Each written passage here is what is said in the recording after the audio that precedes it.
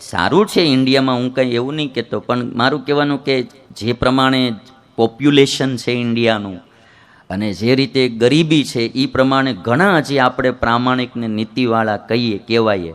કારણ કે ગરીબીમાં ધર્મ પાળવો કઠણ હોય. શ્રીમંતાઈમાં તો બધા ધર્મ પાળી શકે, નીતિ રાખી શકે. પૈસો જ પુષ્કળ હોય પછી શું, એ કાંઈ થોડો બટેકું ચોરવા જાય. પણ 25 રૂપિયા શાકમાં જરૂર હોય ને પતિએ 15 જ દીધા હોય તો પછી એને ઈચ્છા થાય કે 2 હેરવવા પડશે. અધર્મ કરવાનું મન ગરીબીમાં થાય. અને શ્રીમંતાઈમાં કોઈ કરતો હોય અધર્મ તો એ પછી એકદમ નરાધમ માણસ હોય. બાકી માણસ સુખી હોય એ લગભગ મોડું કામ કરે નહીં. ગરીબીમાં, આપણે ઇન્ડિયામાં ગરીબી હોવા છતાં લોકો ઘણા નીતિમાન અને ધર્મવાળા છે. વિશેષ હજી આપણે ધર્મવાળા થઈએ એની માટે હું કહું.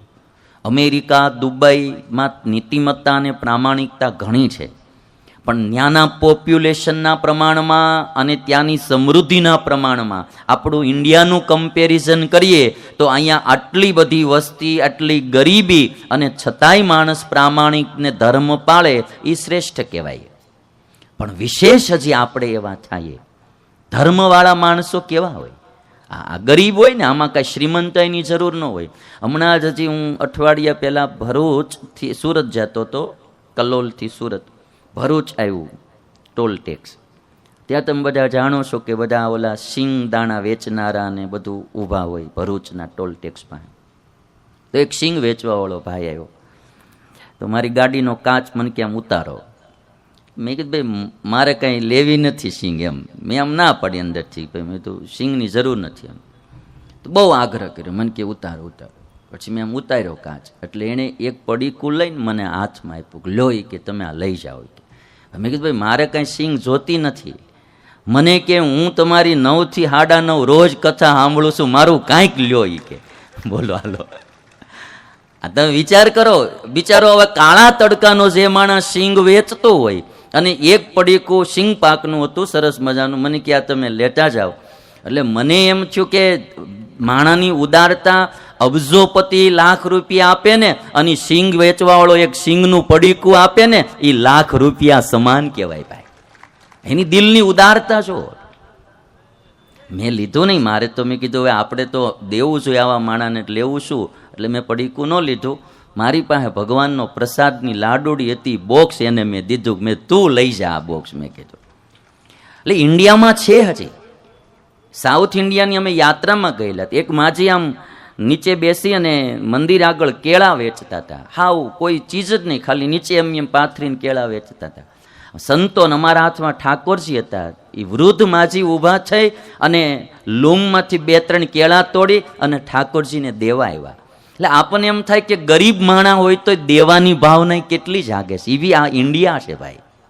એટલે મને આ શાંતિલાલ ભાઈનું ગમ્યું કે સારા અધિકાર ભગવાને આપણને આપ્યો હોય તો વિના કરપ્શને આપણે દેશ અને સમાજની સેવા કરીએ તો ઉપરવાળો આપણને સુખી રાખે રાખે ને રાખે. આ વસ્તુ મારે ને તમારે શીખવા જેવી છે. અને આની સાથે સાથે એક ચીજ એ બી કહીશ કે પોલીસ ખાતામાં કોઈ ન જાવું એવું નહીં. હું તો એવું કહું છું, જે માણસ સમૃદ્ધ હોય, જેને પૈસાની જરૂર ન હોય અને જેના દિલમાં દેશભક્તિ હોય, પ્રામાણિકતા હોય, એવા માણસોએ તો ખાસ પોલીસ ખાતામાં જવું જોઈએ. સારા માણસો એ ખાતામાં આવશે તો એ ખાતા દ્વારા બહુ સારું કામ થશે.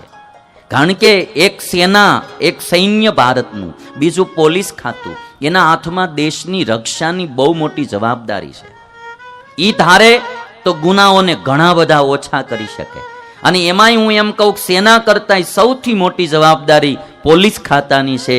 જો એ ધારે તો કેટલાય ગુનેગારોને સજા દઈ અને એક દેશમાં ધર્મનું પ્રવર્તન કરી શકે. નેતાઓ તો બિચારા એસી રૂમોમાં બેઠા હોય, એ શું કરવાના?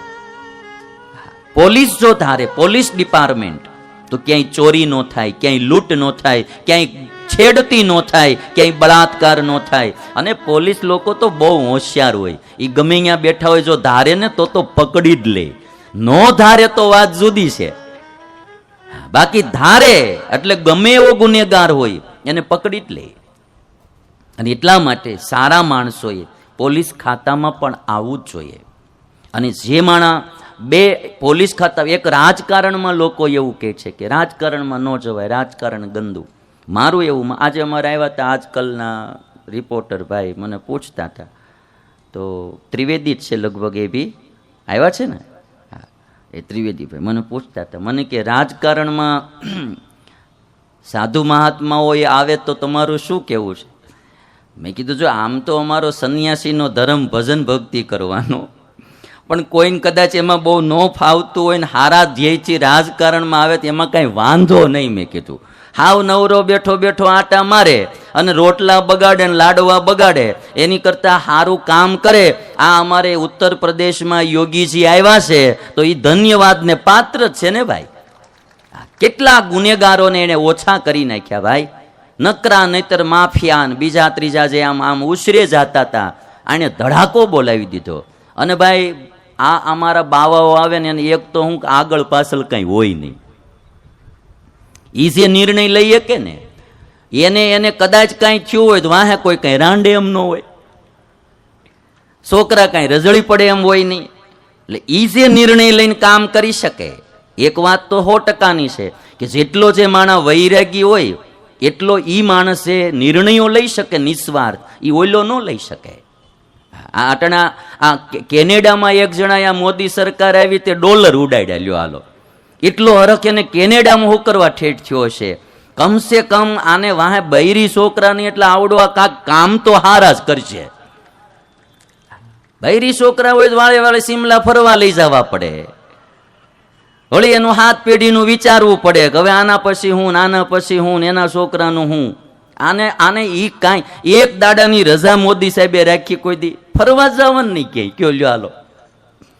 એટલે ત્યાગી વૈરાગી હારા માણસો પોલીસ ખાતામાં આવે, રાજકારણમાં આવે. અમારે એક ડૉક્ટર સાહેબ છે અમદાવાદમાં, આપણે કથાનું યજમાન કર્યા હતા આપણે, સુરેશભાઈ ડૉક્ટર, એ કોર્પોરેટરમાં રહેલા. એને મને પહેલો વહેલો આ વિચાર આપેલો. મને કે સ્વામી બધા એમ કે તમે ડૉક્ટર થઈને કોર્પોરેટરના આ ચૂંટણીમાં શું કરવા પડો છો? મેં એને એટલું કીધું કે મેં કીધું હારા માણસો આમાં નહીં આવે તો મોળા તો આવ્યા જ કરશે, મોળા આવ્યા કરશે તો દેશનું ભલું ક્યાંથી થાય? આપણે એમ કંઈક રાજકારણમાં ન પડાય, રાજકારણમાં ન જવાય. જો હારા માણસો રાજકારણમાં નહીં આવે તો દેશનો ઉદ્ધાર કોણ કરશે? દેશ આખો રાજકારણના હાથમાં છે ભાઈ. અને એટલા માટે પોલીસ ખાતું અને રાજકારણ, પણ આમાં બેમાં એવા લોકો આવવું જોઈએ કે જેની રગ રગમાં મહાત્મા ગાંધી અને સરદાર પટેલ જેવી દેશભક્તિ ભરી હોય ને, એવા લોકોએ આ બે ખાતામાં એન્ટ્રી કરવી જોઈએ. હા બસ, મારે મારા દેશ માટે સારું કામ કરવું, મારા દેશના લોકો માટે સારું કામ કરવું. વૈરાગ વાળો નિસ્વાર્થ માણસ, કાંઈક સમાજ માટે કરવાની ભાવના વાળો એવો માણસ, એ જો આ બે ખાતામાં આવે તો આ દેશની બહુ સારી સ્થિતિ થાય.